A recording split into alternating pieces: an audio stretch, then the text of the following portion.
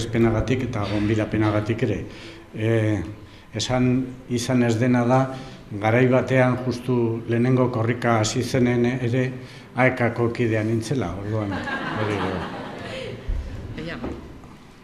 Bueno, izenburua nola garatu diskurtsoa, mintza praktika egitasmoetako partaiden artean. Eta erantzuna hor daukazuen hori da, auskalo, ez da? Auskalo. Ez dago hegazka magikorik, argi eta garbi. Jakin badakigu normalean alakoetara hurbiltzen garenean erantzun bila jaten garela, ez da? Baina kasu honetan ez dago hegazka magikorik. Diskurtsoa garatzea motivazioak bilatzean datza. Softwareekin hemen zatika doaz gauzak, bueno, a ber. Arrazoik bideak daude batetik, lehen aipatu izan dira nolako motivazioak dauzkaten euskaldun berriek, euskaldun zaharrek, denek hizkuntzara jotzeko. Badago beste kontu bat, kontzientzia, aitormen mailak, hori hain zuzen gutxiago landutako kontu bat da, badago lehentasun hierarkia bat, eta badago sozializazio bat, ere bai. Gainetik pasako gara horietatik guztietatik, iruzkin gisa ez soluzio bezala, ez da? Motivazioetan eta badago maila kognitiboa eta lehen Jonek aipatutako horietako asko maila kognitibokoak ziren. Identitarioak edo pragmatikoak edo halakoak, ez da? Arrazoi bide arrazionalak. Baina ez dira horren ezagunak bestelako arrazoi bide batzuk, ez da? Eta dira emotiboak. Gauza bada kontatzen duguna eta beste gauza bada askotan sentitzen duguna. Eta besteak beste ez gara horretaz kontziente. Adibidez, Barnetegi programan erabiltzen zuten lelo bat zen esaten zaiena ahaztuko zaie, sentitzen dutena ez. Eta hori funtsezkoa da, ez da. Zer sentitzen dugu euskararekiko. Eta sentipen hori atsegina, aldekoa, gratifikantea, edo zigor bezala, imposizio bezala, tragotxar bezala bizitzen dugu, ez da. Hau litzateke arrazoi bidearen ardatza. Orduan, oso importantea litzateke Baioneren zean aurkezpenean neurri batean egin duten bezala, zer dela eta ematen dugun pausoa edo areago, zergatik ez dugu pauso hori ematen. Eta nik fokoa inon jartzekotan jarriko nuke azkeneko hortan. Importanteak dira pausoa ematen dutenen eredua. Hortik asko ikas daitekelako, baina are importantagoa agian esan gabe gelditzen den hori eta barrutik trabatzen gaituen hori, ez da. Arrazoi bidetan badaude hainbat arrazoi ohikoak, zergatik euskara, ez da, bertakoa sentitu, euskal kulturara hurbiltzeko, gustokoa dudalako, bilobekin hitz egiteko, arrazoiak pilatzen dira, lanerako abantaila delako, hemen, atzera aurrera, lanerako abantaila delako, halakoak, ez da. Baina gero badago beste maila bat, eta da kontzientzia mailakoa edo ez kontzientea izatea, ez da. Oso lotuta dago barruko motivazioi ez kontziente izatearena. Eta are gehiago gure kulturan, ze gure kulturan barne sentimentuak ez dira errez azaltzen. Gure kulturan gogortasuna adierazi behar da, batez ere gizonezkoak, hori da daramagun harri handia gainean, eta badago barne bidaiaren premia. Adibidez, tailerrak eta alakoak formatu hortakoak dira oso lagungarriak, ez da. Zer gertatzen zaigu, zergatik ez, eta aitortza bat egin behar da, askotan aitortza hori iristera iristeko behar da aurretik konstiente izan alizatea eta ez da erresa. Orduan hor, psikologo sozialen mundu hortan badago zer sakondu eta hortik jo dute gainera nazioarte mailan azkeneko planteamentuak eta motivazioen inguruan, ezta. Hemen badugu tailerretako sortzaile eta bultzatzailetako batek esaten zuna, ezta. Eta zioen, hemen softwarerekin, zioen katalaren aldeko manifestazio batean, Valentzian, bukaeran entzun zituzten manifestazioan parte hartu zuten batzuk gero taberna batean gaztelaniaz eskatzen, ezta. Eta dio, orduan konturatu ginen gauza badela nahi izatea eta gero beste gauza badela praktika. Ez da nahikoa kontzientzia izatea, behar da beste zerbait ere, ezta. Funtsean, atzean dagoena bortizkeria simbolikoa izan daiteke kasu askotan. Hau feminismoan oso erabilia izan da eta oso ondo ulertzen da. Eta da, nagusi diren planteamentu horiek gure egitea, naiz eta gureak ez izan. Hau da, emakumezkoak pentsatzea, gizonezkoek prestakuntza handiagoa dute, edo ez daki zer, edo beak dira ez daki zertan, eta euskararekin ere bai, ez da pentsatzea erdarak danetarako balio duela, eta euskarak berriz ez duela hainbat kasutan balio, ez da. Eta hori da gainditu beharreko kontu bat. Beste maila batera eraman da, hau ikerketa batzutako zatiak dira, gaztekin egindakoa lehenengoa, edukazioa, errespetua, komunikazioa, balioak, horiek erdarari, errekonozitzen zaizkio. Eta Jon Esti Amorrutu eta Ane Ortegaren beste aipu bat ere heziketa txarrekoa da parekoak ez badaki euskaraz egitea. Hori barneratuta daukagu. Gutako gehienok egoera guztietan. Hori da bortizkeria simbolikoa hizkuntza mailan, ezta. Edo Unai Larreategi Euskal Herrian euskarasekoak botatzen zuna. Euskaldunekiko errespetuz, geure buruari kristoren egurra ematen diogu. Ez dugu gatazkari sortu nahi inorrekin. Beraz, amore ematen dugu segituan eta asimilazioa prozesua ari gara elikatzen. Bueno, falta zaigu asertibitatea, gugan konfiantza izatea, lehen Jonek Euskaldun Berrien kasuan aipatu duen bezala. Ni Euskaldun Berria naiz, eta galdera hori egin zidaten lehenbizikoan harritu egin nintzen. Zer sentitzen zera Euskaldun Berri bezala, gaina duela urte bete edo? Arrotasuna, zeba? Ez Euskaldun Berria izatea, eta ni harro nago, ni oso harro nago. Bueno, gero badago beste dimentsio bat, gehienek txarto egiten dutela. Euskaldun zaharrek alfabetatu gabe daudelako, batua erabiltzerik ez dakitelako, eta berriek esandakoagatik ez da. Nola areagotu gure asertibitate maila? Koherentzia bilatu behar dugu, pentsamolde eta praktikaren artean, pentsamolde eta sentitzen dugunaren artean, eta orduan lehen aipatutako barne bidai horren premia, ez da. Adimentsua izatea, ez da adimen kontziente altua soilik edukitzea. Adimena da kontzientea eta ez kontzientea. Eta adimentsua izatea hori baino gehiago da, ez da. Eta tartean dauena da adimen emozionala, eta adimen emozionala ongi dakizuenez, norberaren emozioak eta gainerakoenak hautematea. Zer sentitzen du Euskaldun zahar den horrek, zer sentitzen du ni Euskaldun Berriarekin hitz egiterakoan. Elkarri ulertu beharra dugu, hainbat ezi gainditu alizateko, ez da.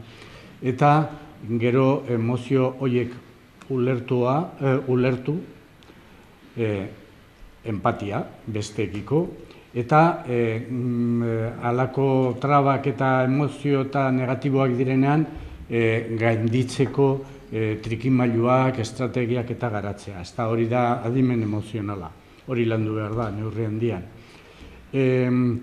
Eta horren adibideak badaude hainbat ikerketetan, Siadekok, Arrasaten aipatu zuen mendik, Arrasaten euskararekiko motivazio afektiboaren eta motivazio efektiboaren arteko desoreka. Bihotzarekin euskara eta mihiarekin, eta ezagutza soziolinguistiko falta dago kasu askotan, ez gara konstiente hizkuntza bat berreskuratzeak ze konplexutasunak dauzkan, ezta.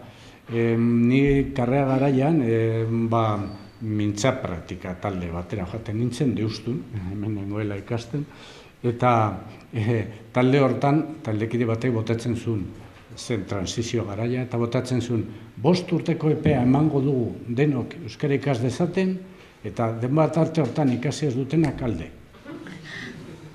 Bueno, ezagutza soziolinguistiko izugarria. Gaur egun maila hortan ez gaude, baina hala ere jakitun izan beharko genuke eskuartean ze konplexua den dugun hori, ezta. Eta empatia falta, euskaldun berriek eta halakoekin, baina horietako batzuk aipatu dira. Goazen lehentasun kontura. Lehentasuna gure bizitzan zerk du lehentasun. Zerk du lehentasuna. Bai, denok nik askotan esaten dut.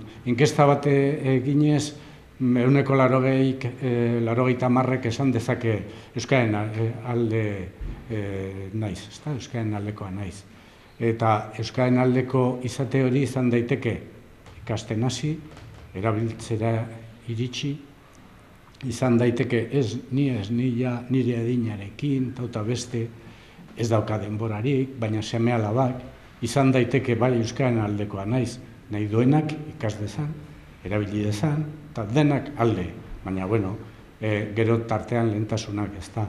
Alde hori non kokatzen dugu gure lehentasunaren piramide hortan.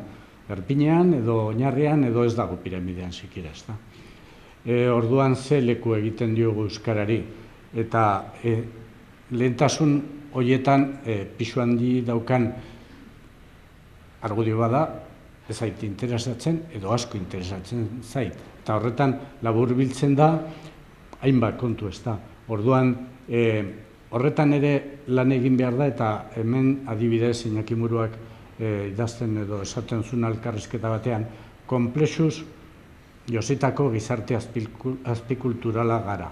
Eta hau, falta, empatiaren beharra eta konfiantza falta eta hori.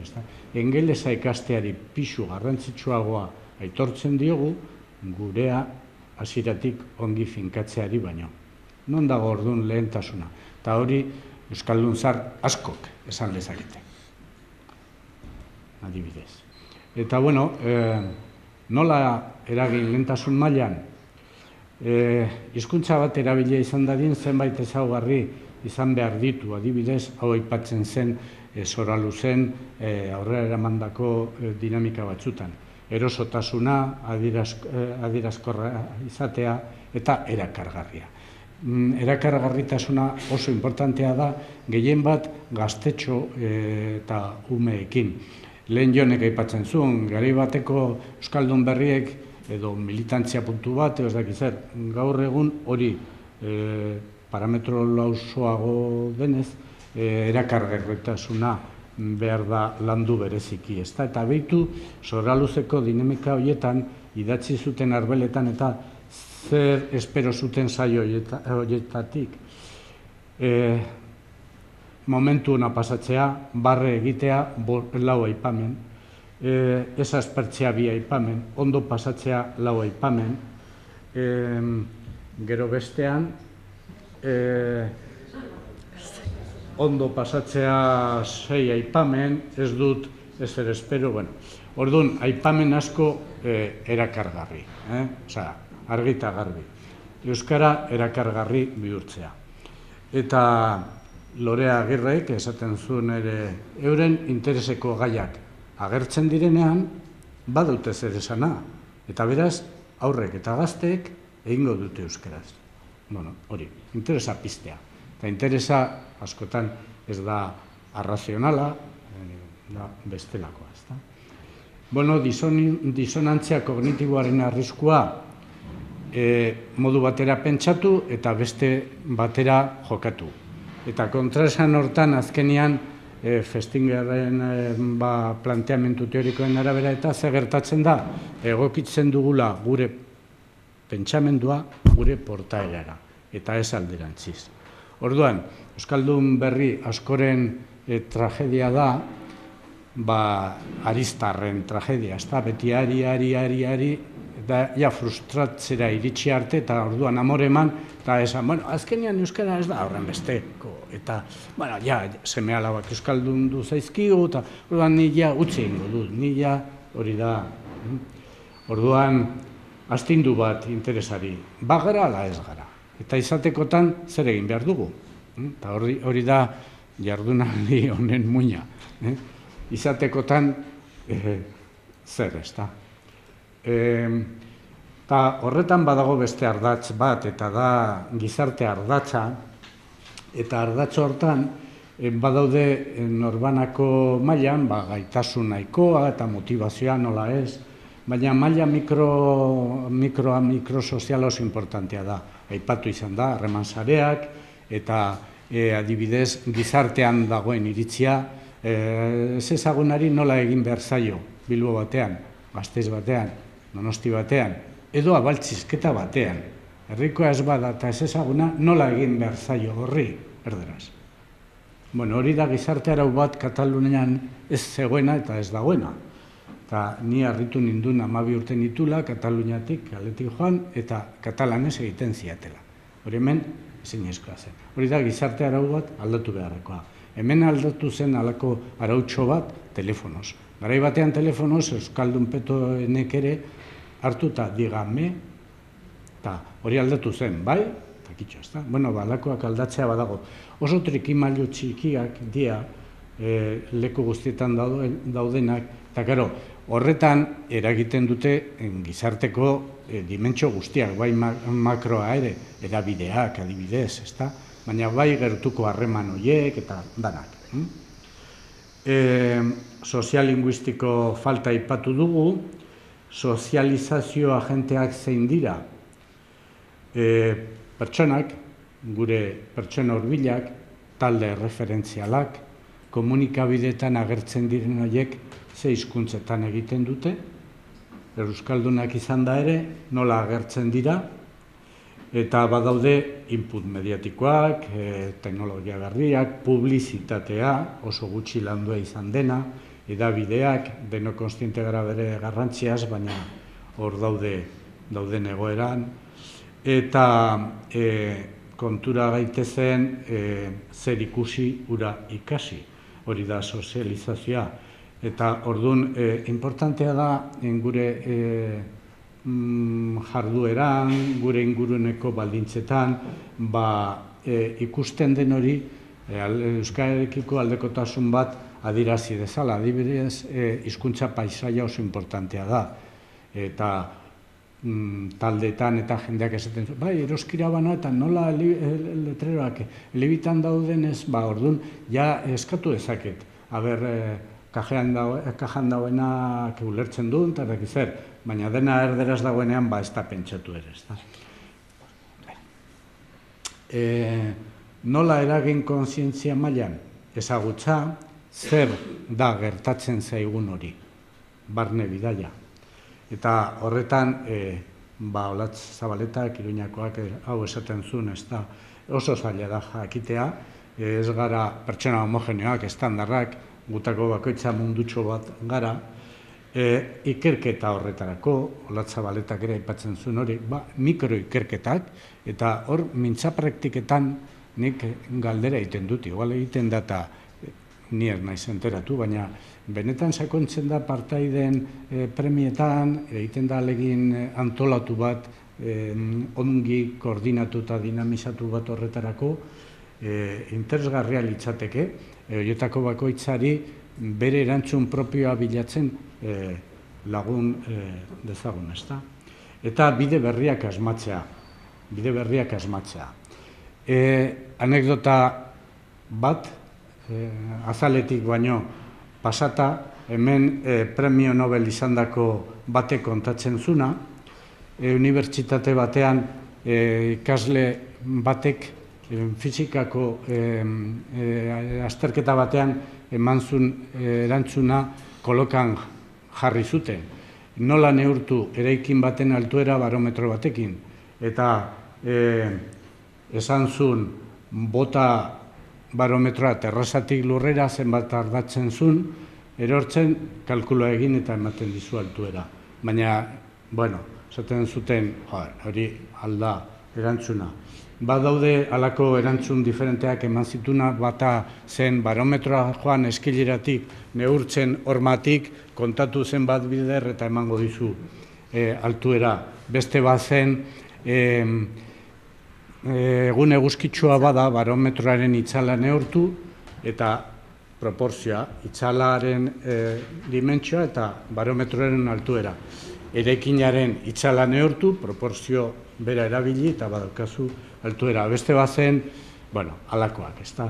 Eta, azkenean gainditutzat eman zioten, eta, baina ez dakizu bestelako erantzunik, eta bai, hainbat erantzun euskan burua, arazoa zen zein eman, erantzun posibleak ugariak dira. Eta, nolakoak adibidez? Oso praktikoa litzateke, atezainari galdetzea. Esaten badidazu eraikinak zenbat neurtzen duen, oparituko dizu barometro hau. Baina konbentzionalagorik ez duz ezagutzen? Bai, barometroarekin neurtu presioa behan eta goien, eta diferentziaren arabera eta beste, badaukazu altuera. Eta zeratik ez duzu eman erantzun hori hasieratik. Kontua da nire irakasleek pentsatzen irakatsi nautela, ezta? Pentsatzea ze garrantzitsua den. Eta pertsona hau, premio Nobel izan zen, ikaslea bera ere, eta atomo, protonez eta kontu horren guztien aitzindaria. Ondorioa, segundu batzutan, ongi ezagutzen ditugu motivazioak eta aukerak eta egoerak, motibatzeko aleginetan betiko ideia eta topikoekin dihardugu. Ez dugu bide berririk bilatu eta arakatu beharko. Aukerak egon badaude, beraz, pentsatzeak zenba balio duen, jarri du agerian, anekdota horrek, eta hori da hegazka magiko bakarra, pentsatzea. Eta eskerrik asko.